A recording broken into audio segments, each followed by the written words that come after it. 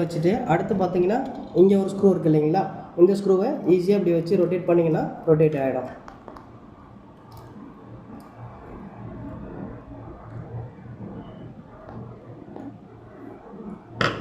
இப்போது இந்த பிளேட்டை இப்படி நெயில் வச்சு இல்லை ஏதோ ஒரு ஃபிங்கர் வச்சு எடுத்திங்கன்னா ரிலீஸ் ஆகிடும். இப்போ இதில் வந்து பார்த்தீங்க அப்படின்னா நம்ம ட்ரிம்மிங் ஆகிற நைஃப் வந்து பார்த்தீங்கன்னா இங்கே தான் இருக்குது. இதை எப்படி க்ளீன் பண்ணணும்னா உங்கள்கிட்ட நான் ஆல்ரெடி சொல்லியிருக்கிறதுல ஒரு 2 இது காமிச்சிருப்பேன். அதில் வந்து பார்த்திங்கன்னா இந்த ப்ரெஷ் எடுத்துருக்கிறீங்க. இதை லைட்டாக இப்படி க்ளீன் பண்ணிங்க அப்படின்னா நமக்கு உள்ளே இருக்கிற அந்த த்ரெட்டு, ட்ரிம்மிங் ஆகிற த்ரெட்டு, அந்த டஸ்ட்டு எல்லாமே ரிலீஸ் ஆகிடும். இதை கழட்டி க்ளீன் பண்ணதுக்கப்புறம் இந்த பிளேட்டுக்கு பேக் சைட்லேயும் டஸ்டஸ் இருக்கும் கொஞ்சம் கொஞ்சமாக. அப்போ நீங்கள் என்ன பண்ணணும், இந்த பிளேட்டில் ஒரு வேஸ்ட்டு கிளாத் எடுத்து நீங்கள் துடைச்சிக்கணும்.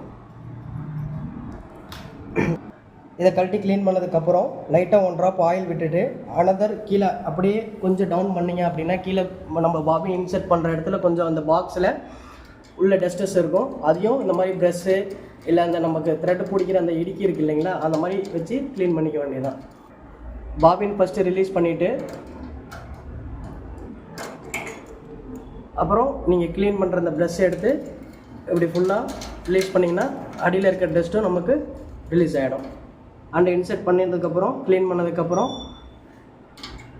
நம்ம பாபின் கேஸ்கெட்டை ஃபிக்ஸ் பண்ணிவிட்டு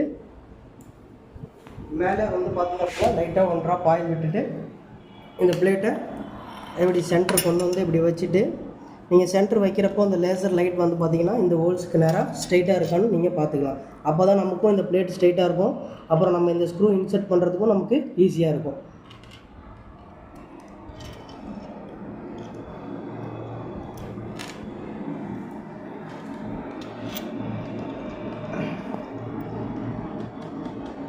ஃபஸ்ட்டு இந்த ஸ்க்ரூ வந்து பார்த்திங்க அப்படின்னா 2 பக்கமும் போட்டு ஹேண்ட் டைட் வச்சுட்டு அதுக்கப்புறம் தான் நம்ம டூல்ஸ் எடுத்து டைட் வைக்கணும். இதில் 3 ஸ்க்ரூ இருக்கனால 3 ஸ்க்ரூவையும் போட்டுட்டு தான் நம்ம லாஸ்ட்டாக என்ன பண்ணணும், டூல்ஸ் எடுத்து டைட் வைக்கணும்.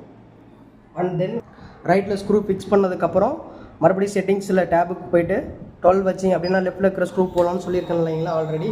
இப்போது நம்ம லெஃப்ட்டில் இருக்கிற ஸ்க்ரூ போட்டுக்கலாம்.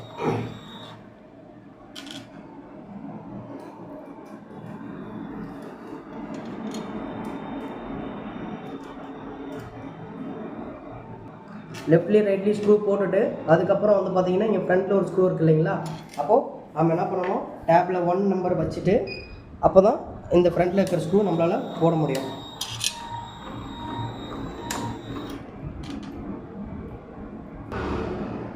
இப்போ நம்ம 3 ஸ்க்ரூ ஃபஸ்ட்டு ஹேண்ட் டைட் பண்ணிவிட்டு அப்புறம் நம்ம இந்த டூலை எடுத்துகிட்டு ஃபஸ்ட்டு